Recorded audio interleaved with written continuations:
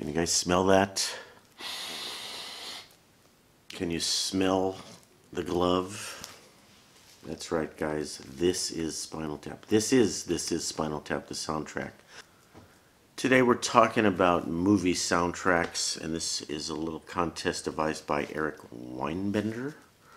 Kind of a chill, cool guy, hangs out in his pad and listens to records with folks, and cool guy. Anyway, movie soundtracks. I'm going to talk about 4 or 5 of my favorite movie soundtracks, ones that seem to mean a lot to me for some odd reason. Spinal Tap, we're going to come to that later because we're going to start in chronological order, alright? Going back to 1968 or 69, 2001 Space Odyssey, Stanley Kubrick.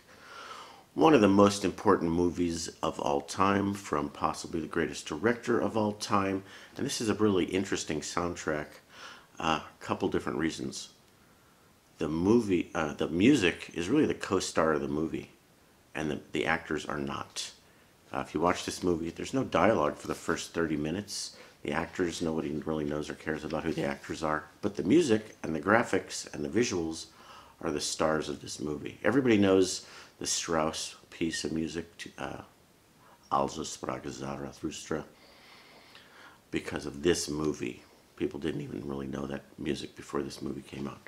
The other weird thing about this this soundtrack is Kubrick hired a famous Hollywood composer to compose the music, and near the end of the movie, or end of the production, Kubrick listened to the music and said, "You're done, you're fired, I'm going to go with the classics, I'm going to go with Strauss and these guys," and he snubbed the composer, and it was kind of a little bit of a controversy at the time, because there were musicians and studios ready to record this music and make some money, and they got kind of left out in the cold. But got this for $1 at a thrift store. It's got some great photographs from the movie. I'm sure you guys, if you haven't seen it, you better see it. One of the most important movies of all time. Actually, the cover does not do justice to the great visuals that this movie is known for. Okay. Now it's time for Spinal Tap. I hope you guys have seen this movie. It is the greatest mockumentary of all time. This is Spinal Tap with Rob Reiner's first big comedy movie. And it's a documentary that looks like it's real, but it's really fake and improvised. And a lot of great tunes on here. Hellhole, Big Bottom, Stonehenge, Sex Farm. And the interesting thing about this movie, in my personal terms, is this was the first date I went on with my now wife. Well, we went to a concert together, and then we went to this with a third wheel person who introduced us, and then soon after we went to this by ourselves, just the two of us. How romantic.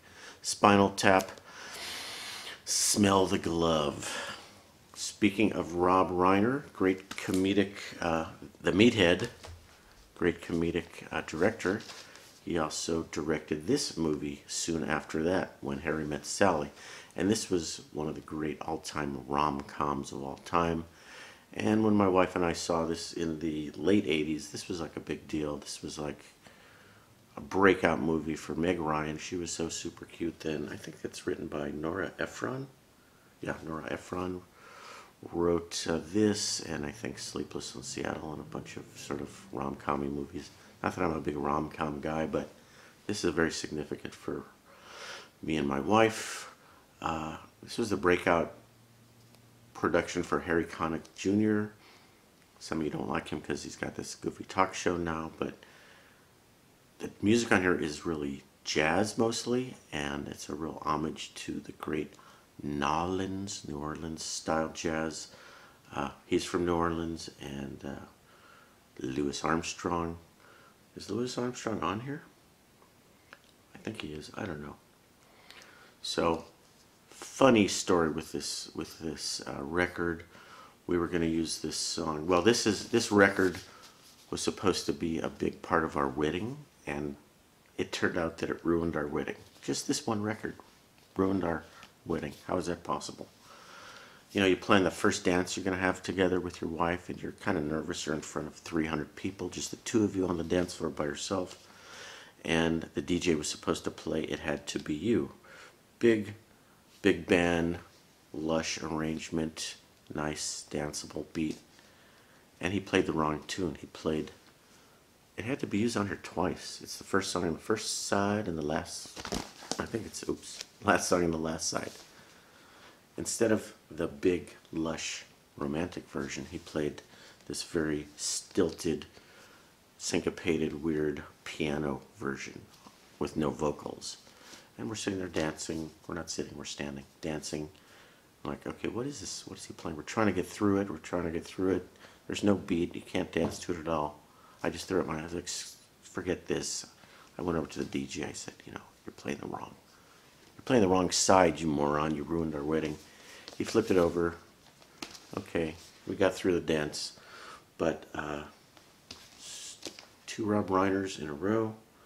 And this original sounds terrible, so my wife bought a new copy that sounds better, but check it out. Okay, what's next? What's next? A couple years later. Actually, these are out of order. A couple years earlier, 85, Falcon and the Snowman. Who's on here? Pat Metheny, one of my all-time favorites, and David Bowie. Did you know David Bowie did a collaboration with Pat Metheny? Bowie just sings on one song. And it was a minor hit. It was released as a single, This Is Not America. This is a true story of this espionage case that happened in the 70s. And the Falcon and the Snowman are the 2 guys. There were their code spy names, trading secrets to the Russians. But really nice soundtrack if you know Pat Metheny's music. This is very similar to a couple of his hit records, The First Circle and the Are You Going With Me that was on Off Ramp, and then the nice David Bowie hit record, semi-hit record. This is really a very synth-heavy record, synth and orchestra. You're not really going to hear Metheny playing guitar much on here. There may be some guitar synth, but really good soundtrack, stands on its own, good movie. But one of those soundtracks where the soundtrack might be better than the movie. Sean Penn is starring on here, by the way. Sean Penn and Timothy Hutton. So that's my Sean Penn. Wait a second. Where's the other Sean Penn record? Do I have another Sean Penn record? No, I don't. What's going on here? Sean Penn. Oh. Thin Red Line. I was going to feature that as a Sean Penn soundtrack. Sean Penn movie, Hans Zimmer composition, score, nominated for a bunch of Academy Awards. I can't find Thin Red Line. Here is an amazing soundtrack to a pretty good movie. Garden State came out in, I don't know when it came out, 2004. Zach Braff, rom-com, another rom-com movie. And this is one of those soundtracks where the soundtrack is probably more memorable than the movie. The movie's good, but the soundtrack is really, really good. And I didn't realize I had this as a record store day edition, special edition, limited 3,000 copies, beautiful vinyl, which I will try to show you while I talk. A lot of great tunes on here. And I used to use this as my kind of go-to audition record when I was testing out all kinds of weird stereos equipment. So cool orange and yellow vinyl, double record set. Had it on CD when it first came out and recently got the record store edition. Grammy award-winning soundtrack on unique orange, yellow, 180 gram vinyl. This thing is thick, heavy, expensive. Some of the music on here, I was introduced to a lot of these great groups on here that I didn't really know that well. The Shins, Thievery Corporation. There's a Nick Drake song on here. Simon and Garfunkel, The Only Living Boy in New York. Turns out it's one of my favorite Simon Garfunkel songs, and I didn't really know that song until this soundtrack came out. Iron and Wine, learned about them through this record. Frou Frou. Frou Frou is really, what's her name? Edit this out. Frou Frou, I think that's Imogen Heap's group. Really cool song. And then Colin Hay, is it Colin or Colin Hay, from Men at Work.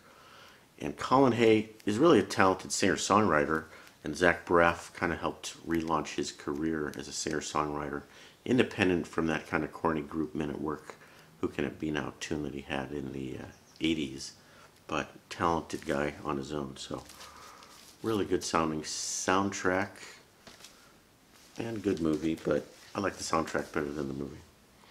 Alright, I think we're going to end it on another interesting soundtrack that's very recent.